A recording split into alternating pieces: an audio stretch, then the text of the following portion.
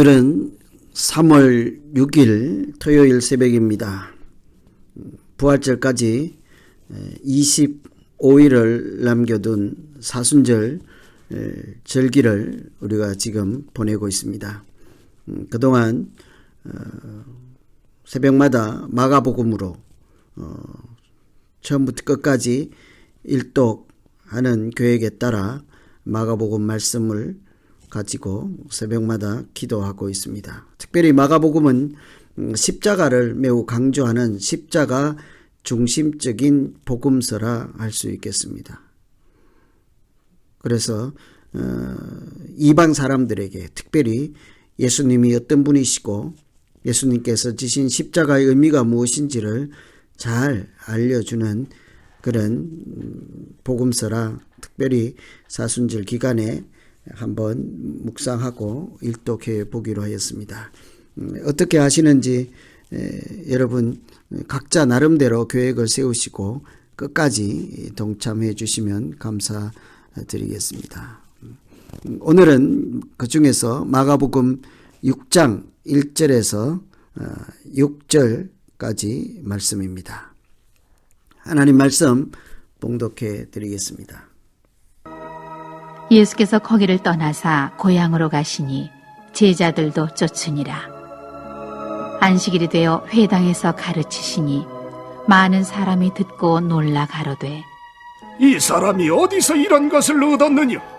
이 사람의 받은 지혜와 그 손으로 이루어지는 이런 권능이 어찌 됨이냐? 이 사람이 마리아의 아들 목수가 아니냐? 야고보와 요셉과 유다와 시몬의 형제가 아니냐? 그 누이들이 우리와 함께 여기 있지 아니하냐? 하고 예수를 배척한지라. 예수께서 저희에게 이르시되 선지자가 자기 고향과 자기 친척과 자기 집 우에서는 존경을 받지 않음이 없느니라 하시며 거기서는 아무 권능도 행하실 수 없어 다만 소수의 병인에게 안수하여 고치실 뿐이었고 저희의 믿지 않음을 이상히 여기셨더라. 오늘 이 말씀은 흔히 고향에서 배척을 받으시는 예수님이라고 제목을 붙이고 말씀을 묵상합니다. 그런데 거기에 보면 중간에 2절에 보시면 이 사람이 받은 지혜와 그 손으로 이루어지는 이런 권능이 어찌 됨이냐. 예수님께서 고향에 가셔서 회당에 안식일에 회당에서 가르치실 때 많은 사람들이 이런 지혜가 어디서 왔는지 이런 권능이 어찌 됨이냐.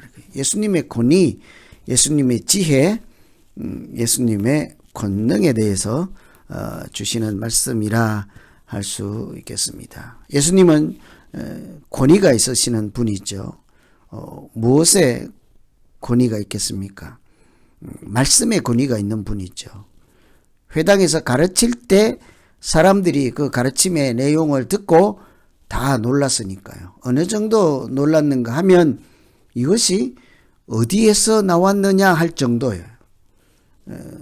좀 더 깊이 따지면 사람의 입에서 나오는 지혜, 사람의 머리에서 나오는 것이 아니라 이것은 하나님이 주시는 지혜, 하늘에서 오는 말씀이다 하는 내용을 포함하고 있는 거죠. 그 정도로 예수님은 하시는 말씀이 다 하늘의 말씀을 하셨습니다. 천국에 대한 말씀하시고 영생에 대한 말씀하셨습니다. 생명에 대한 말씀이죠. 그러니 예수님의 말씀은 사람들이 들으면 금방 알아먹을 수 있는 거죠. 이것은 세상의 소리가 아니다. 하늘의 소리다. 그러니 어찌 됨이냐? 어디서 왔습니까? 하고 다 놀랄 수밖에 없는 것입니다. 그래서 예수님은 첫째로 말씀에 권위가 있는 분이시죠. 두 번째는 무엇이 권위가 있고 권능이 있겠습니까? 거기 보면 이 사람이 받은 지혜와 그 손으로 이루어지는 이런 권능이 어찌 됨이냐 그랬죠. 손으로 이루어지는 것을 이야기하고 있습니다. 손은 보통 행함을 강조하는 표현 아니겠어요? 손으로 사람은 모든 것을 이렇게 하면서 살지 않습니까? 그래서 행함을 대표할 때 손이라고 하죠. 그래서 예수님은 말씀의 권위가 있을 뿐만 아니라 행함의 권위가 있으시는 분이죠. 일반적으로 우리가 흔히 똑똑한 사람들, 말 잘하는 사람들, 지혜 있는 사람들, 말을 잘한다고 하잖아요. 말씀에 권위가 있다라고 할 수 있는데 그것만 있으면 사실은 반쪽짜리 권위라 할 수 있어요.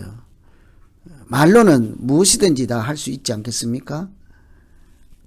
그런데 예수님은 행함에 동일한 권능이 있으신 분이라 합니다. 그래서 특별히 마태복음에서도 보면 항상 설교와 행함이 묶음으로 같이 다니는 것을 볼 수 있죠.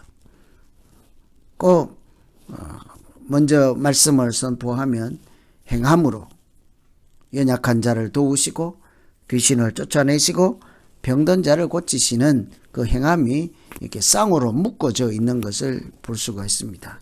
마가복음에서도 오늘 그런 말씀을 하죠. 그가 받은 지혜가 어디서부터냐, 어찌된 일이냐라고 이렇게 말씀에 가르치는 권위가 있음을 이렇게 먼저 말씀하시고 손으로 이루어지는 것이 이런 권능이 어찌됨이냐 하고 그 행함의 권위가 있는 분이심을 우리에게 알려주고 있습니다. 우리도 마찬가지 아니겠어요?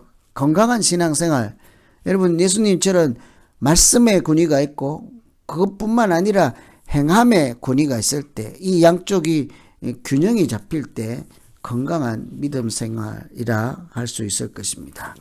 말만 잘하는 사람이 아니라 행함이 말과 일치가 되는 신앙생활인 거죠. 예수님은 이런 밸런스에 아주 전형적인 분이시죠. 그래서 오늘 이 말씀 앞부분에 보면 예수님은 가르치는 권위, 말씀에 대한 권위가 있었고 그 행함에 권능이 나타나는 분이시다. 이렇게 요약할 수 있겠습니다. 그래서 오늘 아침에 첫 번째 기도할 것은 하나님, 내가 이 세상에서 말을 할 때 세상에 말만 하지 않고 그것을 조금 풀어 말씀드리면 세상에 있는 가치나 세상에 있는 이치를 이렇게 설명하는 사람이 아니라 하늘의 소식을 전하는 사람, 하늘의 비밀을 세상 사람들에게 전달하는 말을 할 줄 알게 해 주십시오. 하나님이 말씀을 주시고 생각나게 하시고 때에 따라 적합한 말을 세상의 말이 아닌 하늘의 말을 할 수 있게 해 주십시오. 이렇게 기도하면 좋겠습니다. 뿐만 아니라 행함이 그 말씀과 동일하게 하시고 그 말씀과 연결하게 하시고 말씀 바탕 위에서 행함이 나타나게 해서 이런 권능이 있는 행동, 행함으로 살게 해 주십시오. 이렇게 기도할 수 있겠습니다.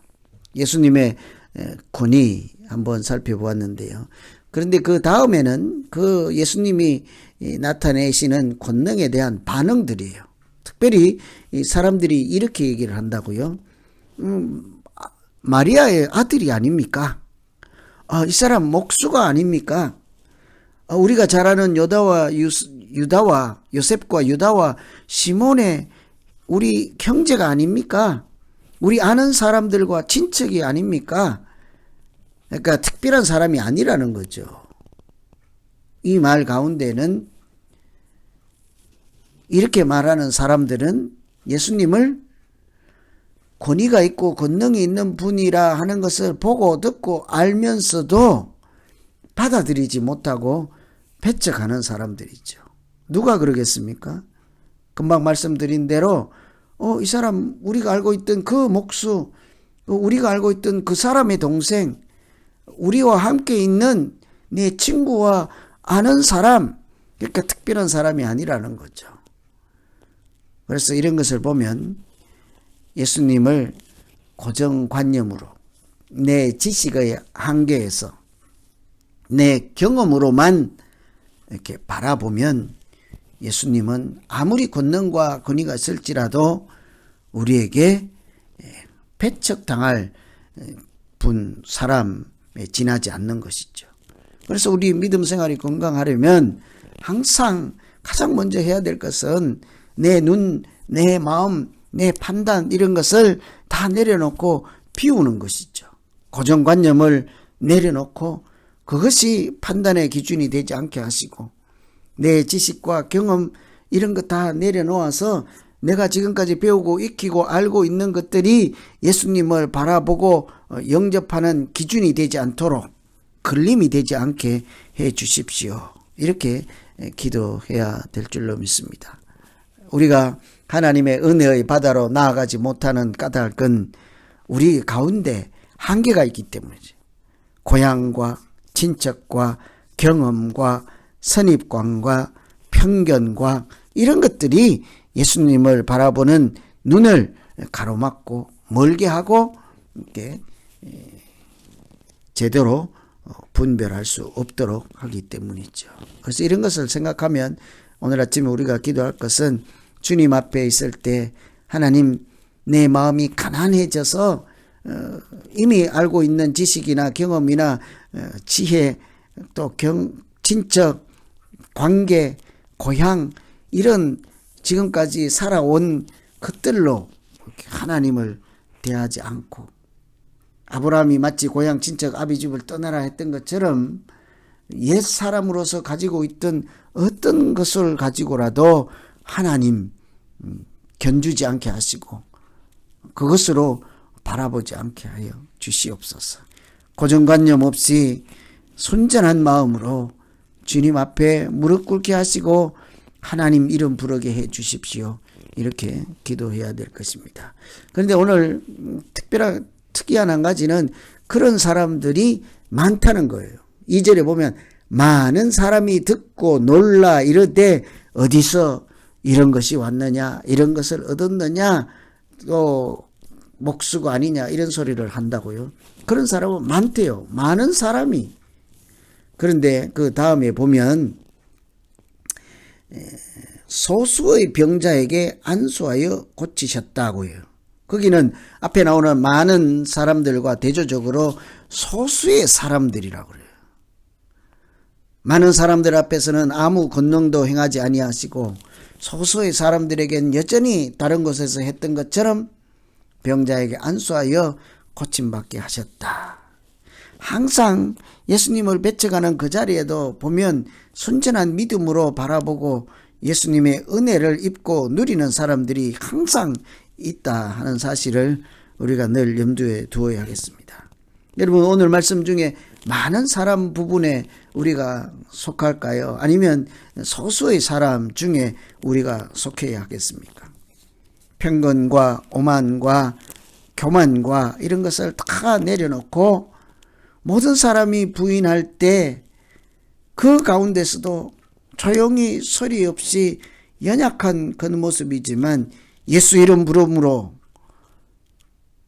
예수님을 찬양함으로 예수님을 영접함으로 숫자는 적을 뿐이지만 하나님 나라의 귀한 백성으로 살아가는 사람 되게 해 주십시오. 이렇게 우리가 기도할 수 있겠습니다.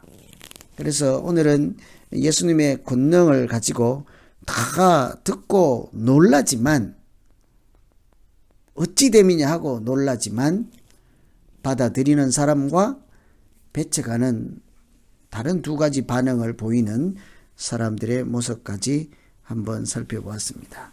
오늘 그래서 우리가 같이 한번 이 시간에 자기 자신을 위해서 기도할 때 말씀의 권위가 있는 예수님, 행함의 권위가 있는 예수님처럼 내 말과 행동이 다 서로 조화롭게 균형 잡혀서 하나님 앞에 기뻐 받으시는 그런 말씀과 행동하는 자가 되게 하여 주시옵소서. 이렇게 기도하시고 또 그런 권위 있는 예수님 앞에 어떻게 반응할 건지, 편견과 선입관을 버리고 순전한 마음으로 나아갈 것인지, 소수의 사람들처럼 순전한 마음으로 예수님 주시는 은혜를 누리며 살 것인지, 하나님 바른 분별력 가지고 주님 앞에 나아갈 수 있게 인도해 주십시오.